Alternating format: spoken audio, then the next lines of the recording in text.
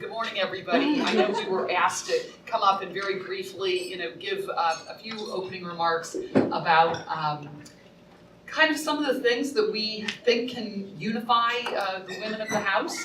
Also a little bit about what it's like, what it was like to run in 2016. And the last thing is talk a little bit about what the Republican Party needs to do to get more women to run, and not just to run, but how do we get more women here, which requires more than running, it requires winning. And that has been a bit of a challenge. I do want to just start out briefly by just saying that the Women's Caucus, which I co-chair with Lois Frankel, and Mimi is the vice chair, along with Brenda Lawrence from Michigan. It is probably, we're moving on some things, but it's been off to a little bit slower start, I think, than I would have liked. And that is because right now things are so polarized between the parties, even though we have a lot of friends across the aisle. And so we are trying to find those things to work on together. So for instance, what Jim just mentioned, the bill that I introduced because of an Indianapolis Star investigation regarding USA Gymnastics and some other USA amateur sports organizations not adequately protecting young athletes from sexual abuse by coaches or trainers or physicians. We introduced a bill together along with Martha Roby in the House regarding the reporting requirements and training and so forth. So there are those things. I give you that as an example of there are those areas that we really do just cut through the partisanship, and I think they do often involve whether it's sexual assault, domestic violence, human trafficking, all of those things in many ways. Honoring the women in the military, we each year the women of the House honor. We go before Memorial Day weekend and do a service for the women in the military who have sacrificed. There are so many things that we really do think about, talk about together. We're always trying, Lois and I are always trying to promote to members when we hear that a female member has a bill. Hey, have you found the Democrat colleague to help? And we're not taking credit as Women's Caucus for that. We're just trying to promote that because we know that back home, people like to hear that we actually have friends across the aisle and can get things done, like Mimi's incredible bill for her first term. So that it does happen. I think it's a little bit harder right now than maybe it's been in the past, and I do believe it's in large part because of the incredibly difficult election cycle that we just came through. I actually ran against a woman in the last cycle. It got little to no attention. I thought it might get more attention. I was fine with that. Then it got little to no attention because she was a highly accomplished veterinarian and a military member. And I really, with what was happening in the country, I really thought it would be much more of a challenge than it was. But I was fortunate, I won by 68%, which was still terrific, but I certainly don't take any of that for granted, because I certainly know that one of the things that I will just share with you that Democrat women have that quite frankly we on the Republican side just don't have is the backing of an incredibly well-organized group like Emily's List. And I will just share with you, and we have terrific groups, ViewPAC being one that was the only PAC to endorse me in my run for Congress in 2012. I ran in a 7-way primary against 6 men, a former member of Congress, a physician who'd run, a mayor. I was in a really tough primary. It was ViewPAC and Kathy Morris Rogers who stepped up and who helped me, but they were about the only ones. And so I'm just going to shift to that, and I'll go on to Mimi. I think our biggest challenge, quite frankly, is getting through primaries. We actually have women who run, and we have a lot of efforts to get women to run, but we have a very difficult time getting the women through the primaries. The women are typically not as well, their campaign teams are not as well organized, their fundraising is not as robust. One of the things that I'm constantly talking about is that the top donors in the country are men, far and away are men. We have some top female donors, but the comparison, it doesn't really compare to what the top male donors are giving. That's somewhat of a challenge for us.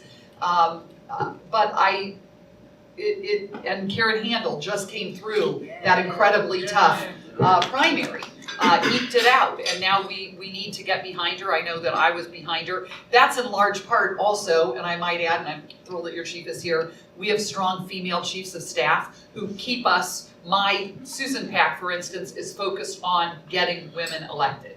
Okay, I'm trying very much to support women who are out there because I feel that's so very important, as I know most of you do.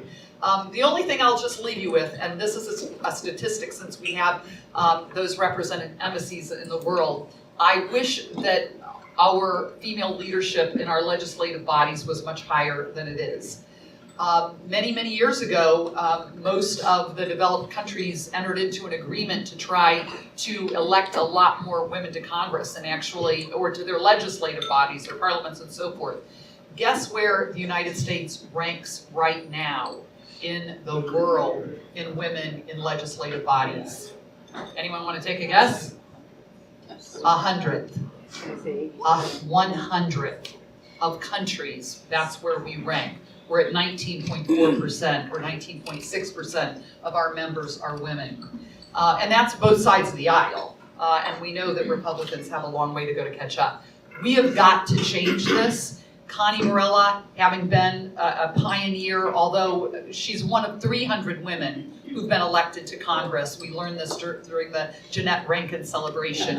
One of 300 women, you're not even, but Jeanette Rankin, but you were here in the 80s, 90s, 2000s, and honestly, the numbers have kind of slid back a little bit for Republican women. Jackie Walorski and I were the first Republican women to be elected from Indiana in 50 years. So there was one woman from 49 to 59. And in fact, the first woman in Indiana who was elected in the early 1900s was a Republican. But we just have not progressed in the way that we need to. But I want to just close by saying, and it's so cool, that Emily is here with her mom Emily, a second grader, can you stand up? Is here to take the daughter to work day. And Emily has run for office, okay, in her class, and won once, lost once, and that's okay. And she lost because 7 girls were running in her class, she told me. And it was really, really tough competition. But I told her it's great that she ran, and she said, well, because I lost, I now get my recess time back. Which I love, because there are sacrifices, right? If you won, you give up recess. And she weighed that, okay, probably before she decided to run. But these are the types of things that we decide. But she said when she did win, they did get popsicles, which I love, that you got cool things when you did win. We need a few more popsicles here. Thanks for being here. Good morning, everyone. It's great to be here, and I've had such the honor and pleasure to work with so many women since I've gotten to Congress. People like Susan and Kathy and the rest of the women who I serve with. Coming from California all the way to DC, and coming from being in the minority to being in the majority has been really very special for me. I'm thrilled to actually have an opportunity to have some of my ideas move forward, and fortunately had a piece of legislation signed into law by President Obama in my first term. One of the misconceptions I think that we face is when we talk about women is and it was mentioned in the introduction, we talk about women's issues, there's certain women's issues, healthcare, education. It's really much more than that. We like to say that all issues are women's issues. And I think that's a very important message that we get through to people. I'm excited because I actually have a piece of legislation that I've put forward that we're going to be dropping pretty soon here, and it has to do with work flex. I mean, I'm a mom of 4. My kids, fortunately, now are in college and out of college, and some of those in the audience who know me, I had 3 in college at one time. Very poor family planning. I basically have no money left. So when you see my financial reports, you will know all the money has gone to the kids' education. But I think that as a working mom, it's really important to be able to have to balance your home life and your work life. And that's probably one of the biggest challenges that I faced when I ran for office, because I served 10 years in the California State Legislature. And so I had that commute. When my youngest was in 3rd grade and my oldest was in 7th grade, that's when I started it.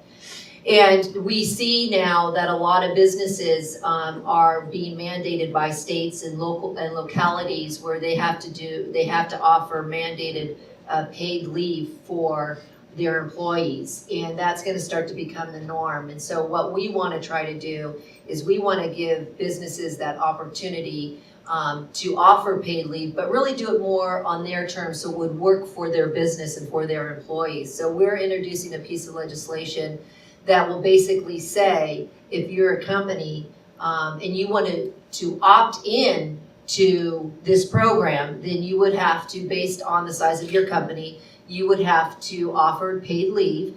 But you also can offer work flex time. So let's say a person needs to have a schedule where they work 4 days a week, but 10 hours a day, or they want to do sharing their job with somebody, or they want to have be able to do some sort of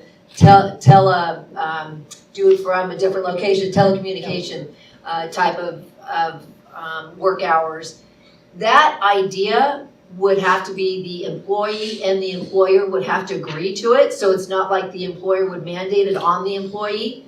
But if you were to opt into this program, then this program would supersede state law. So in other words, if you're a company that has multiple locations throughout the whole country, this would be a really great opportunity for you to have sort of a standardized program to offer your employees. Because what we're seeing happening right now is we're seeing a lot of businesses are having to deal with like a different pattern, sort of, well, in this state I have to do this, in this state I have to offer this, and it's just really making it very difficult on businesses. So we're very excited about this legislation. And Yvette, who's with me today, has worked really hard on it, and we're amending ERISA, so it's taking a lot of thought process to go in, and we're really making sure that when the bill gets dropped that we're not going to have opposition to it. And I think, honestly, this could be a bipartisan piece of legislation. So I'm hoping that we'll be able to get some Democrats involved in it as well. Moving forward, as Susan mentioned, we are very much in a very toxic environment right now politically. We all know that sitting in this room. And when I ran in 2016 in the last election, I ran against a man. I always seem to run against men. However, I will say that there is a Democrat woman running against me for this next election, and she's Elizabeth Warren's protege. Hillary Clinton won my district, and so the Democrats are targeting me now, even though I won by 17 points. Trump lost by 6, so that's a 23-point swing, but they are doubling down, and Elizabeth Warren's got a woman who she wrote a book with, who lives in my district, who is a law professor. Elizabeth Warren was her professor at Harvard. This is really serious, and when you talk about Emily's List, the fact that she will be able to tap into not only Elizabeth Warren's network of people for fundraising, but she will also have Emily's List behind her. And so when we talk about one of the obstacles for women, what's difficult, it is the fundraising side of it. We typically are not as aggressive and not as bold, and so I think we really need to make sure we have that infrastructure in place for our Republican women to help them raise the money. And I know that many of the women in our conference have made it sort of their mission to help those women get out of the primaries and help financially support them. Now, I also want to make sure that I phrase this in a way that it's not that we think women, just because you're a woman, you should get our support. We feel very strongly you have to be qualified and you have to be somebody that we could get behind, because what we don't want is, we really want the best person in office. We don't want you there just because you're a woman. So how we get our women to be qualified and so that we know they have a viable chance is by building that farm team, quite frankly. And I'm a co-founder of the California Women's Leadership Association, which is an organization that started in Orange County, where the area I represent. And our whole mission, and this organization's been around for over 20 years now, but our whole mission was to help give women the tools that they need and give them the confidence to run for office so that that could be a bench that we build from. And we've been extremely successful in Orange County with women elected officials. And we've sent them to the state legislature. I'm actually the first female Republican from Orange County in Congress. So I sort of broke the old mold for women when it comes to Orange County in Congress. But having organizations like California Women's Leadership Association really help bring women into politics. And we are so lucky to have people like Emily who's willing to take it on at such a young age, because she's setting an example for the people and for her women that are coming behind her. So we can't start too soon, but it's really an honor to be here, and I really enjoy working with all of you.